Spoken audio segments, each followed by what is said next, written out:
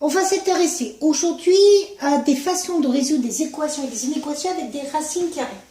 Donc la première chose, il faut se rappeler que la fonction racine carrée est définie sur les valeurs positives de 0 à plus l'infini. Et on cherche à résoudre par exemple racine de x égale 2. Racine de x égale 2, on n'oublie pas qu'on cherche le x, donc on connaît l'image. Si on connaît l'image, on va placer 2 sur l'axe des ordonnées. Et on va s'intéresser à l'antécédent de 2. On cherche donc un nombre qui, en prenant sa racine carrée, fera 2. Le nombre qui, en prenant sa racine carrée, fera 2, c'est 4. Pourquoi? Parce que racine de 4, ça fait 2. 2 au carré, ça fait bien 4. Donc, à partir de la racine de x égale 2, on voit bien que x égale 2 au carré, c'est-à-dire 4. Je peux faire la même chose avec racine de x égale 3. J'aurai donc que x égale 3 au carré, c'est-à-dire 9.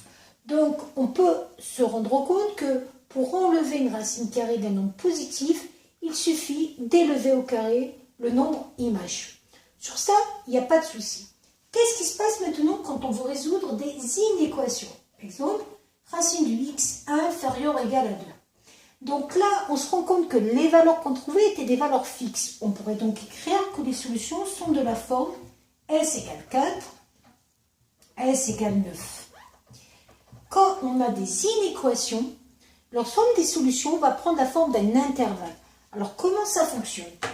On veut résoudre à quel moment l'image de x par la fonction racine est inférieure à 2. Je m'intéresse donc à l'axe des ordonnées et je m'intéresse à la partie de la courbe pour laquelle l'image est inférieure à 2. Je me rends compte qu'au niveau des x, les x qui vont m'intéresser vont aller de 0 à 4. On va donc dire que l'ensemble de solutions est l'intervalle 0, 4.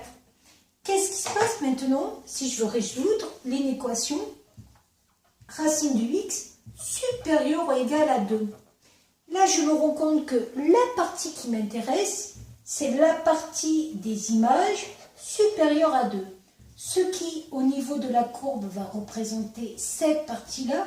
Et donc, au niveau des antécédents, x va représenter cette partie-là. Ça veut dire que les solutions vont être donc l'intervalle qui part de 4 et qui va à plus l'infini. Voilà pour ce qui est des résolutions d'équations et d'inéquations avec des racines carrées.